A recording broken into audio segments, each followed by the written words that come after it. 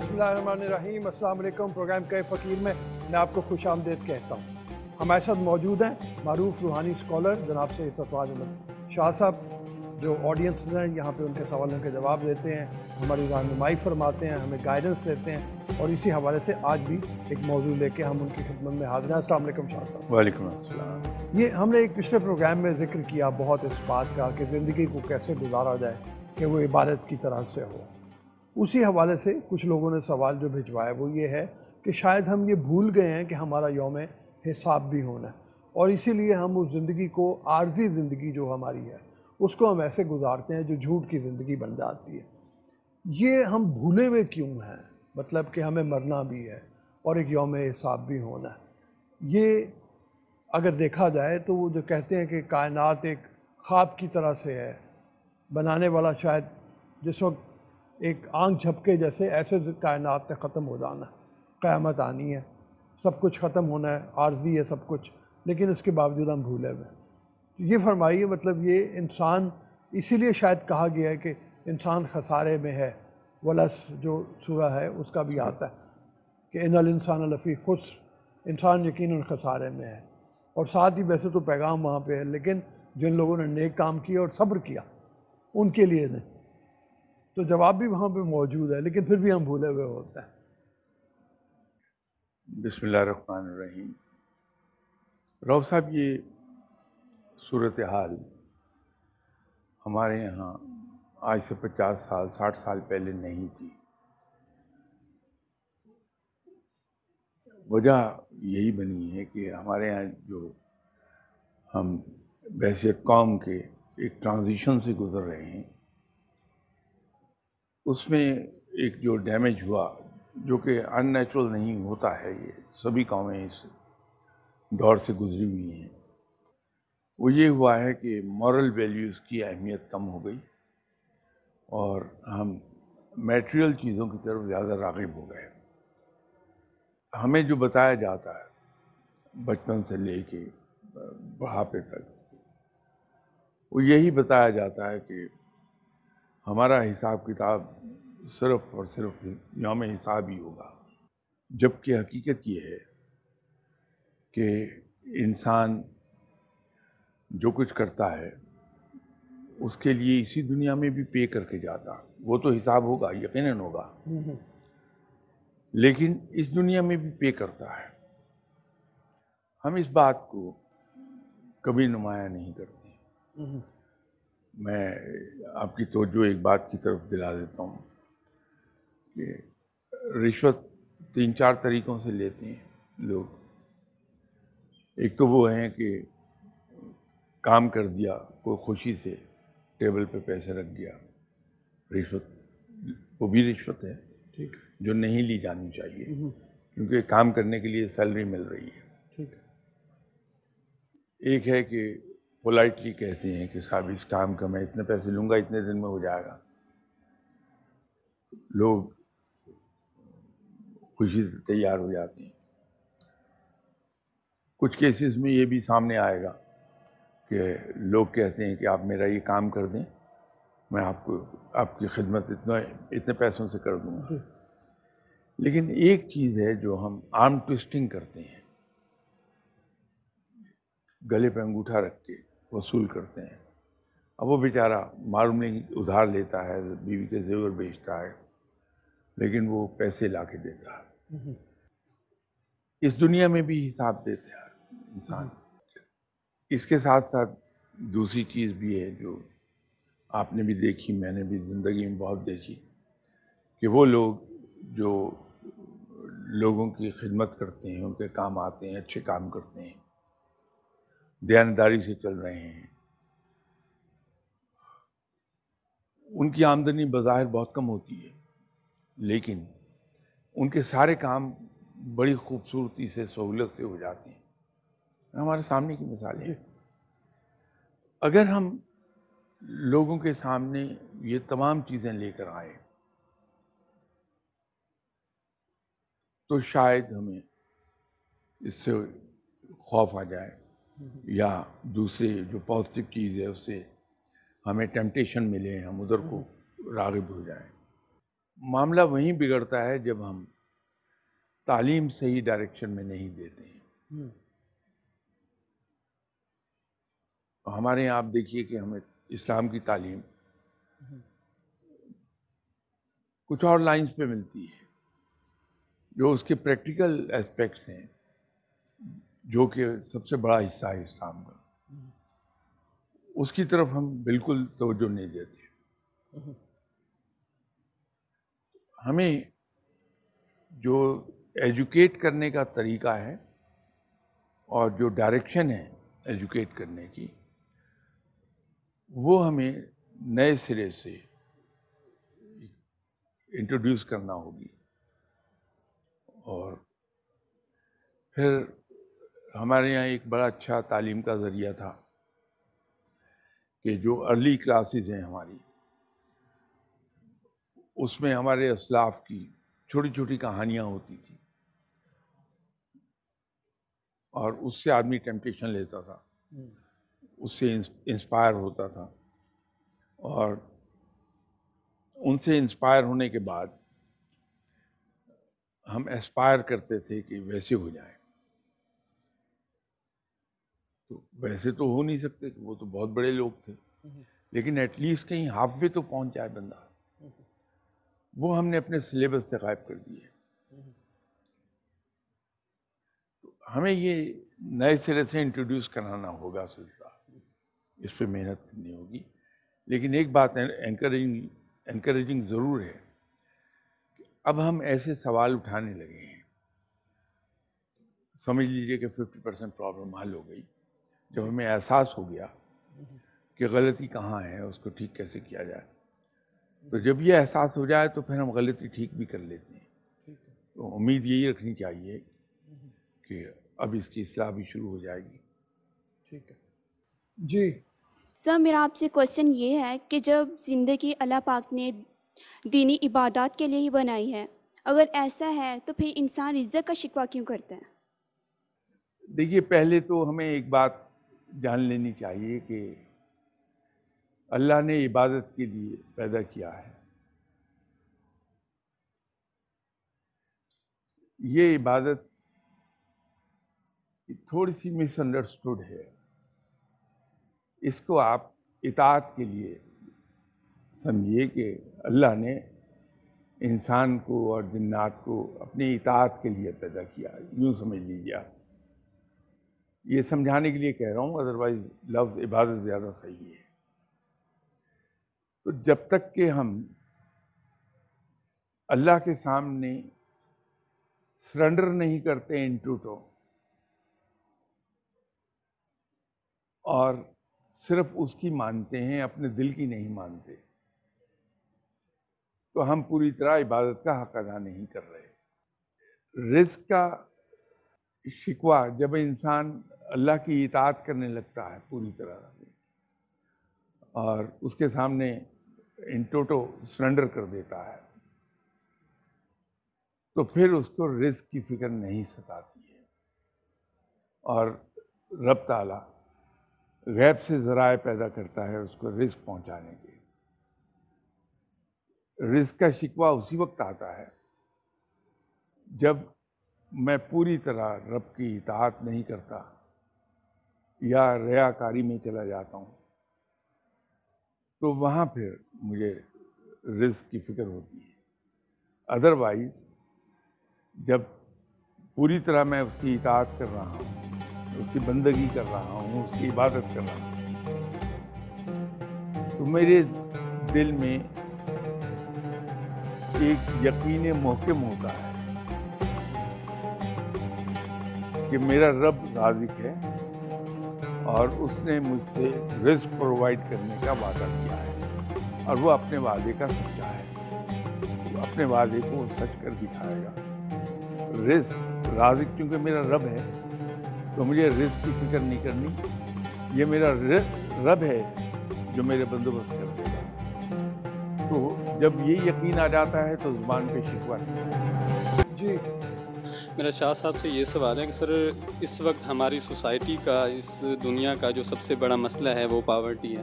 روزانہ 8,000 بچے بھوک سے مر جاتے ہیں، اور جب ہم سوسائٹی میں ریسورسز کی اس ان ایکول ڈسٹریبیوشن کی بات کرتے ہیں تو ہمارے عام طور پر خیال کیا جاتا ہے کہ اس کا ذمہ دار کیپٹلزم ہے. چند لوگوں کے غاصبانہ قبضے کی وجہ سے میجورٹی لوگوں کو ان کے بنیادی حقوق نہیں مل پاتے. 2017 کی ایک رپورٹ کے مطابق ورلڈ کے جو 50% ریسورسز ہیں ان پہ صرف 61 بلینئرز کا قبضہ ہے. اور دوسری طرف قرآن مجید میں اللہ تعالیٰ یہ ارشاد فرماتے ہیں کہ ہم نے ہر شخص کا رزق جو ہے معین کر دیا ہے. تو اگر ہر شخص کا رزق لکھ دیا گیا ہے تو کیسے کوئی دوسرا انسان اس کا رزق چھین سکتا ہے؟ اگر ہم اس تناظر میں دیکھتے ہیں تو پھر تھر اور افریقہ میں بھوک سے مرنے والے بچوں کا جو ہے نا وہ ان کی قسمت میں لکھا گیا ہے، نہ کہ کیپٹلزم اس کا قصوروار ہے. تو اس بارے میں آپ کیا کہیں گے؟ یہ دنیا اس کی مثال بالکل ایسی ہی ہے جیسی جگسا پزل ہوتا ہے. جگسا پزل میں بڑے بڑے پیسز بھی ہوتے ہیں، درمیانے سائز کے بھی ہوتے ہیں، چھوٹے بھی اور ٹائنی بھی، لیکن ہر حصہ امپورٹنٹ ہوتا ہے کہ اگر ایک ٹائنی پارٹ گم ہو جائے تو ہماری وہ شکل پوری مکمل نہیں ہوگی. رب تعالیٰ کی یہ دنیا پاٹ پوری کی طرح بھی ہے کہ جہاں ہر رنگ اور ہر خوشبو کے پھول کی پتیاں موجود ہیں وہاں پہ. تو اس دنیا میں امیر بھی ملیں گے، ہائر مڈل کلاس بھی ملے گی، مڈل کلاس بھی، لوور مڈل کلاس، اور وہ بھی جو لیس فارچونیٹ لوگ ہیں. تو یہ سب مل کے دنیا بنی ہے. ہر انسان کو اللہ تعالیٰ رزق دیتا ہے، ضرور دیتا ہے، لیکن جس انداز میں ہم زندہ رہنا چاہتے ہیں وہ ہماری جو بیرسٹ ضرورتیں ہیں زندہ رہنے کی، اس سے اوپر کے لیول میں آنا چاہتے ہیں. اس کے لیے تو رب کا ایک فرمان ہے کہ ہر انسان کو وہی کچھ ملتا ہے جس کے لیے وہ کوشش کرتا ہے. جو بیرسٹ منیمم لیول ہے وہ تو گارنٹیڈ ہے، وہ مل جائے گا انسان کو، اللہ تعالیٰ فراہم کر دے گا. لیکن اگر ہم اس سے زیادہ آسائش کے ساتھ زندگی گزارنا چاہتے ہیں تو اس کے لیے ہمیں محنت کرنا پڑے گی. باقی جو ایکول ڈسٹریبیوشن آف ویلتھ کی بات ہے، انسان نے ایک سسٹم بنایا تھا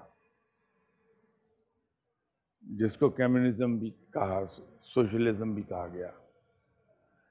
60 سال سے زیادہ نہیں چل پایا، اس لیے کہ ان نیچرل ہے کہ ہر آدمی کے ہاتھ میں اگر ایکول ریوارڈ دے دیں گے آپ تو زیادہ محنت کرنے والا وہ محروم ہو گیا اپنے حق سے. میری طرح جو کام ہی نہیں کرتے وہ بغیر کام کیے زیادہ محنت کرنے والے کے برابر پہنچ گیا، تو ان نیچرل ہو گیا. بیرسٹ منیمم ریکوائرمنٹ رب کا وعدہ ہے، وہ رزق فراہم کرتا ہے. لیکن اگر ہم اس سے اوپر کی زندگی میں جانا چاہتے ہیں جہاں آسائش ہیں تو وہاں ہمیں کام کرنا ہوگا. کل کو تو یہ ہو جائے گا کہ ایک بچہ میری طرح کلاس 2 سے بھاگ گیا، دوبارہ اسکول نہیں گیا کبھی. دوسرا محنت کرتا رہا اور اس نے پی ایچ ڈی کیا، وہ بھی اسی لیول پر کام کر رہا ہے جو پی ایچ ڈی ہے، اور میں بھی اسی لیول پہ کام کر رہا ہوں، یکساں کما رہے ہیں. تو محنت کون کرے گا اور پڑھے گا کون؟ تو وہ ان نیچرل ہو جائے گا نا. تو اس لیے یہ آپ کو تقسیم دکھائی دیتی ہے. اور باقی یہ رہ گئی بات پاورٹی کی، تو یہ ریلیٹیو ٹرم ہے پاورٹی. یہاں کسی پروگرام میں نے ایک عرض کیا تھا کہ جناب حضرت علی کرم اللہ وجہہ کا ایک فرمان ہے کہ میں نے اپنی ضرورتیں اتنی کم کر لیں کہ میں امیر ہو گیا. یہ جو ریلیٹیو ٹرم میں کہہ رہا ہوں، میں اس طرح سے کہہ رہا ہوں کہ میری ضروریات اگر بڑھتی چلی جائیں گی تو میں غریب ہی رہوں گا، اور اگر میں نے اپنی ضروریات پر کرب لگا دیا ہے، ایک سرٹن لیول سے اوپر نہیں جانے دے رہا میں، تو میرے پاس وسائل وافر ہو جائیں گے۔ اس پر بھی ہمیں ایک سوچنے کی ضرورت ہے۔ جی سر میرا سوال یہ ہے کہ اگر انسان کا نفس جو ہے وہی اس کو اکساتا ہے کہ وہ اچھائی کرے یا برائی کرے، تو پھر اس میں انسان کا کیا قصور ہے؟ نفس انسان کا حصہ ہے، تو جزو کل سے زیادہ طاقتور نہیں ہو سکتا۔ یہ جزو ہے آپ کی باڈی کا، نفس، باڈی پوری اکائی ہے، تو ایک جزو اکائی سے، پورے یونٹ سے کس طرح سے طاقتور ہو سکتا ہے؟ تو ہم بڑی آسانی سے اپنے نفس کی مخالفت کر کے اس پہ قابو پا سکتے ہیں۔ بات صرف اتنی ہے کہ ہمیں اپنے اندر ایسی ول پاور پیدا کرنی پڑے گی کہ ہم اپنے نفس کی ہر آواز کی مخالفت کر دیں، بجائے اس کو ماننے کے، اس کے سامنے ڈٹ کے کھڑے ہو جائیں کہ یہ میں نہیں کروں گا، تو نفس قابو میں آ جائے گا۔ بہت آسان سا نسخہ ہے۔ جی محترم سر، میرا آپ سے سوال یہ ہے کہ ایک طرف وہ انسان ہے جو رب ذات کا خوف اپنے دل میں ہر وقت رکھتا ہے، وہ زیادہ بہتر ہے، یا وہ انسان جو اللہ تعالیٰ سے بہت محبت کرتا ہے، جس کا ہر پل لمحہ بہ لمحہ اللہ کی محبت میں گزرتا ہے؟ اور ایک طرف وہ انسان آ جاتا ہے جو یہ خوف دل میں رکھتا ہے کہ میں یہ گناہ کروں گا، مجھ سے یہ گناہ نہ سرزد ہو جائے اور اللہ تعالیٰ مجھ سے ناراض نہ ہو جائے، تو ان دونوں میں سے کون سا انسان آپ کی نظر میں بہتر ہے؟ آپ اسکول ٹائم میں اپنی ٹیچر سے ڈرتی تھیں، اور جو وہ ہوم ورک دیتی تھیں آپ کر لیتی تھیں، اسکول میں بیہیو کرتی تھیں آپ۔ اس کے برعکس آپ اپنے والد سے، والدہ سے پیار کرتی ہیں۔ خوش دلی سے کن کی بات مانتی ہیں، ٹیچر کی یا اپنے والدین کی؟ انسان جہاں خوفزدہ ہوتا ہے جس سے، اس کی بات مانتا ضرور ہے سزا کے خوف سے، لیکن نیم دلی سے، اور وہ اسکیپ ڈھونڈتا ہے کہ میں کس راستے سے اسے اویڈ کر جاؤں، بات کو نہ مانوں، میں اوین موڈ میں جاتا بندہ۔ لیکن جن سے پیار کرتا ہے ان کے بغیر کہیں راتیں ان کے لیے جاگتا ہے۔ تو رب تعالیٰ سے اگر ہم پیار کرتے ہیں تو خوف تو وہاں بھی ہے، اس کے قہار و جبار ہونے کا، لیکن اس سے بڑا خوف ہے جو آپ نے خود فرمایا کہ یہ خوف ہے کہ وہ ہم سے ناراض نہ ہو جائے، جبکہ پہلے والے میں ڈر صرف اتنا ہے کہ سزا ملے گی۔ تو رب تعالیٰ سے عشق کرنا بہت سپیریئر ہے کہ ہم اس کے عشق میں اس کی چھوٹی سی چھوٹی بات کو بھی بڑی خوش دلی کے ساتھ مانیں گے، بلکہ ذوق و شوق سے اس کی تعمیل کریں گے۔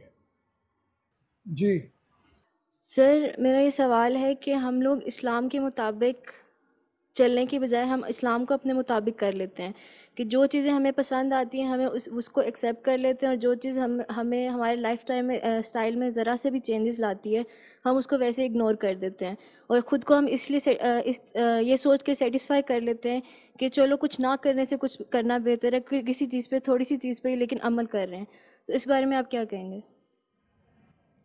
دیکھیے، اسلام میں اس بات کی گنجائش نہیں ہے۔ رب تعالیٰ نے کلیئرلی کہا کہ اسلام میں پورے کے پورے داخل ہو جاؤ۔ یہ جو پہلو ہے کہ کچھ چیزیں ہم پکڑ لیتے ہیں جو ہمیں سوٹ کر رہی ہیں، کچھ نہیں پکڑتے ہیں، وہ درست عمل نہیں ہے۔ ہمیں تو اسلام کے اندر پورے کا پورا داخل ہونا ہے اور اسی طرح زندگی گزارنی چاہیے۔ اس کے لیے سب سے اچھی چیز یہ ہے کہ ان لوگوں کی زندگی کا مطالعہ کیجیے، اور اگر ایسے زندہ لوگ مل جائیں تو ان کی زندگی کا مشاہدہ کیجیے کہ ایسے لوگ جو اللہ تعالیٰ کے احکامات پہ پوری طرح عمل کر رہے ہیں ان کی زندگی کتنی کمفرٹیبل ہے۔ اصل کمفرٹ یہ نہیں ہے کہ میرے پاس دنیاوی آسائشیں کتنی ہیں.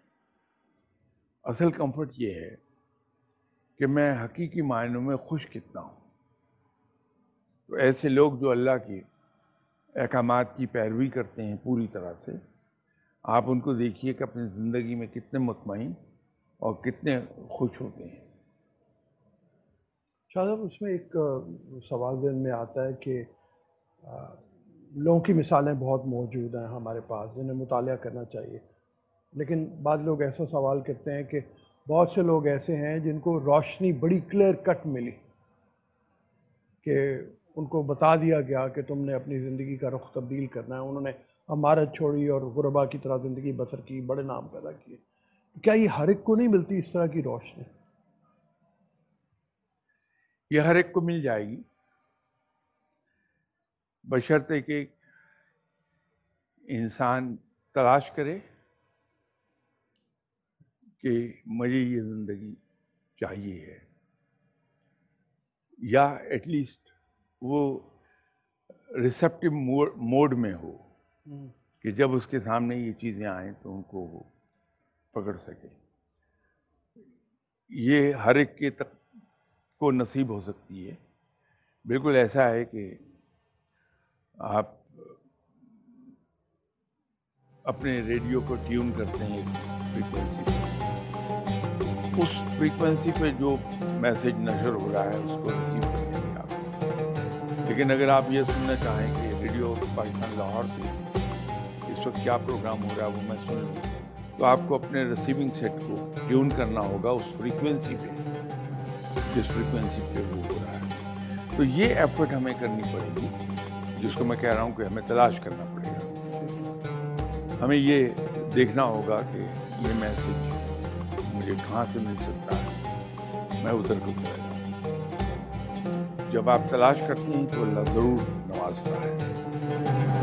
جی، میرا آپ سے یہ کویسچن ہے کہ جیسے سب لوگ یہ کہتے ہیں کہ دنیا مکافات عمل ہے، ہمیں اپنے اعمال کا حساب دنیا میں بھی دینا ہوتا ہے. تو جب ہم دنیا میں اس عمل کی جزا اور سزا پا لیتے ہیں تو کیا ہمیں آخرت میں بھی دوبارہ اس عمل کا حساب دینا ہوگا؟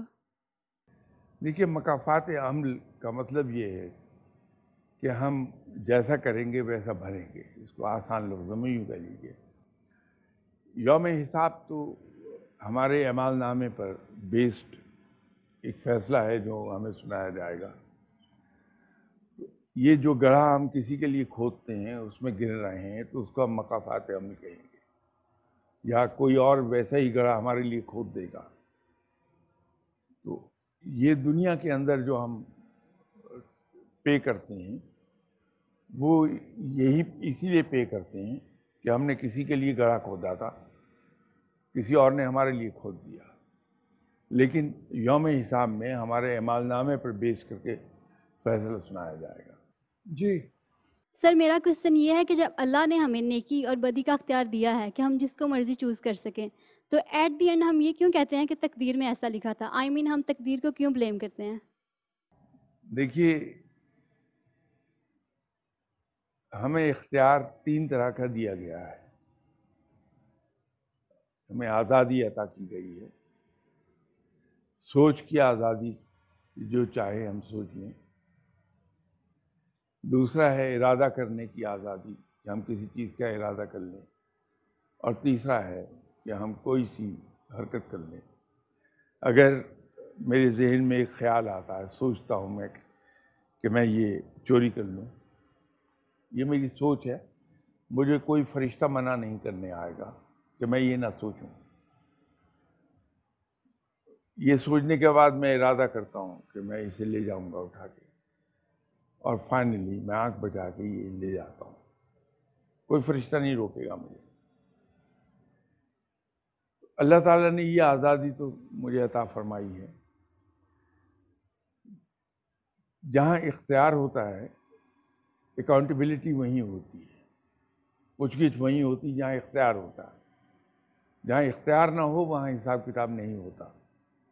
فرشتوں کے پاس کوئی اختیار نہیں ہے، وہ صرف اللہ کے احکامات کیری آؤٹ کرتے ہیں، ان کا حساب کتاب نہیں ہے. اب یہ اختیار تو ہمیں دے دیا اور پیدا بھی رب تعالیٰ نے نیکی بھی کی اور بدی بھی کی، لیکن اس کے ساتھ رب تعالیٰ نے ایک بات یہ کہہ دی کہ تمہارے لیے کیا بہتر ہے، تمہیں کس طرف کو جانا ہے۔ اب جب ہم اللہ کے احکامات کو نعوذ باللہ ایک طرف رکھ کے اپنی مرضی کرتے ہیں، اپنے نفس کی تابعداری کرتے ہیں، تو اس کا حساب ہم سے لے لیا جائے گا کہ میں نے تمہیں بتایا تھا کہ کیا صحیح اور کیا غلط، تو تم نے میرے احکامات کے خلاف بدی کیوں چنی، اس کی سزا مل جائے گی ہمیں۔ تو اختیار تو ضرور ہے، بالکل صحیح کہہ رہے ہیں آپ، اور نیکی اور بدی پیدا بھی رب نے کی ہے، لیکن اس کے ساتھ ساتھ رب نے یہ بھی ہمیں بتا دیا کیا اچھا اور کیا برا اور ہمیں کیا کرنا ہے، یہ بھی کہہ دیا۔ تو جب ہم اس حکم کی کہ کیا کرنا ہے اس کی خلاف ورزی کریں گے تو اس کی سزا پائیں گے۔ جی سر، میرا سوال یہ ہے کہ ہر بار گناہ کرنے کے بعد اللہ تعالیٰ سے معافی مانگنا کیسا ہے، اور پھر موت کی حقیقت کو سمجھا کیسے جائے؟ اللہ توبہ قبول فرمانے والا ہے، معاف کرنے والا ہے، یقیناً معاف کر دیتا ہے۔ ہم دن میں 1000 بار بھی توبہ کریں، معافی مانگیں تو معاف فرما دے گا، وہ اتنا بڑا ہے۔ لیکن اگر میں اس امید پر یا اس خیال سے گناہ کروں کہ میں گناہ کر لیتا ہوں بعد میں توبہ کر لوں گا، تو وہ انتہائی بڑا گناہ کر رہا ہوں۔ لیکن اگر اپنی طبیعت پر جبر کرنے کے باوجود، اپنے آپ کو روکنے کے باوجود میں انسانی فطرت سے مجبور ہو کہ مجھ سے کوئی گناہ ہو جاتا، گناہ کرتا نہیں ہوں، گناہ ہو جاتا ہے، اس کے لیے میں اللہ سے معافی مانگتا ہوں، وہ معاف کر دیا جائے گا۔ ایک سوال یہ کسی نے بھیجا ہے کہ صرف موت کے ڈر سے اگر کوئی اچھے کام کر رہا ہے تو اس کو اس کا پھل ملے گا، اس کی نیکی کا اجر ملے گا، اس لیے کہ اس نے صرف ڈر کی وجہ سے کیا ہے، ویسے شاید اس کے اندر نیکی کا جذبہ موجود نہیں ہے۔ نہیں، بالکل اس کا اجر ضرور رب تعالیٰ دے گا، وہ تو اتنا مہربان ہے کہ اگر میں نیکی کا ارادہ بھی کرتا ہوں تو ثواب لکھوا دیتا ہے میرے نامہ اعمال میں، اور گناہ جب تک میں پریکٹیکلی کر نہیں لیتا اس کا گناہ نہیں، نیگیٹو انٹری نہیں ہوتی ہے اس میں۔ ٹھیک ہے، تو یہ ٹھیک ہے کہ میں موت کے خوف سے کہ مجھے مرنا ہے اور اللہ کو جواب دینا ہے، تو میں اگر نیک کام کرتا ہوں تو یقینی طور پہ قبول کر لیے جائیں گے۔ لیکن اس سے افضل یہ ہے کہ میں اگر یہ سوچ لوں کہ میرے رب نے یہی حکم دیا ہے کہ میں یہ ایسے نیک کام کروں، وہ اس سے زیادہ بہتر ہے، اور یہ اس سے بھی زیادہ بہتر ہے کہ چونکہ میرے رب کو یہ پسند ہے میں یہ کرتا ہوں، اس کا اجر کیا دیتا ہے یہ میرے رب پر ہے، تو وہ سب میں افضل ہے۔ سر، میرا آپ سے تقدیر کے متعلق ایک کویسچن ہے۔ جس طرح ایک انسان دنیا میں آتا ہے، ہم کہتے ہیں کہ اس کی تقدیر جو ہے وہ پہلے سے لکھ دی جاتی ہے۔ جس طرح کوئی ایک ایگزامپل لیں، ایک انسان پہلے کچے مکانوں میں رہتا ہے، پھر 4 سالوں بعد وہ ایک بزنس مین بن جاتے ہیں، ہم کہتے ہیں اس کی قسمت تھی۔ پھر دعا کا اور قسمت کا آپس میں کیا ریلیشن شپ ہے؟ پھر ہم دعا کیوں مانگتے ہیں؟ دیکھیے، تقدیر تو ایک لفظ ہے جو ہم کہتے ہیں، لیکن اسی تقدیر کے 2 حصے ہیں۔ ایک تقدیر مبرم ہے جو which is a very small part of total تقدیر، اور ایک تقدیر معلق ہے، وہ میجر پارٹ آف تقدیر ہے۔ یہ جو تقدیر مبرم ہے اس میں شامل ہے کہ زندگی اور موت، عزت اور ذلت، اولاد، رزق، لیکن اس کے علاوہ جتنی چیزیں ہیں ان کا تعلق تقدیر معلق سے ہے، یا یوں کہہ لیجیے کہ وہ انسان اپنی محنت اور تدبیر اور عقل کے ذریعے سے جو ایفرٹ کرتا ہے انسان، اس کے نتیجے میں اللہ تعالیٰ ویسا ہی انعام اسے عطا کرتا ہے، تو محنت سے کئی گنا بڑھا کر اس کا اجر عطا فرما دیتا ہے۔ جس تقدیر کا ہم کہتے ہیں کہ اس پر بس نہیں چلتا، وہ تقدیر مبرم ہے کہ موت کا وقت، موت کا طریقہ اور موت کا مقام یہ تینوں چیزیں معین ہیں. ہر انسان کو اپنے وقت پر چلے جانا ہے. اسی طرح عزت اور ذلت، ساری عزتیں اللہ ہی کے لیے ہیں، ساری تعریفیں اللہ ہی کے لیے ہیں. ہاں، جسے وہ چاہتا ہے عزت عطا فرماتا ہے، اور ادروائز آلسو. وہ باوجود ہم لاکھ کوشش کرنے کے بعد کا عزت نہیں کما پاتے. کہیں نہ کہیں کوئی ایک ایسی سلپ ہوگی کہ سب کچھ گیا. تو دعا وہاں کام آتی ہے جہاں تقدیر معلق ہم خود اپنے ایفرٹ سے لکھ رہے ہوتے ہیں. تو وہاں دعا سپورٹ کرتی ہے ہمیں، اور ہمیں کم سے کم محنت کے ساتھ میکسیمم اجر مل جاتا ہے، یا ہمیں کامیابی عطا ہو جاتی ہے. تو دعا اصل میں ایک سپورٹنگ ویپن ہے کہ وہ سپورٹ کرتا ہے ہمیں. کوئی بھی کوشش شروع کرنے سے پہلے اگر ہم اللہ سے دعا کریں کہ یا باری تعالیٰ، میں تجھ پہ بھروسہ کر کے یہ کام کرنے لگا ہوں، اس میں تم مجھے اگر یہ میرے حق میں ہے تو کامیابی عطا فرما دے. جب وہ کوشش مکمل کر لی تو ہم رب تعالیٰ سے ایک دعا کرتے ہیں کہ یا باری تعالیٰ، تو نے جو مجھے ذہنی صلاحیتیں اور جسمانی قوت عطا فرمائی تھی، میں نے ان سے بہترین کام لے کے اپنی سی کوشش کر لی. اب تو اسے قبول فرما اور اس کا مجھے بہترین اجر عطا فرما دے. یہ دعا جو ہم کر رہے ہیں یہ سپورٹ کر رہی ہے ہماری ایفرٹ کو.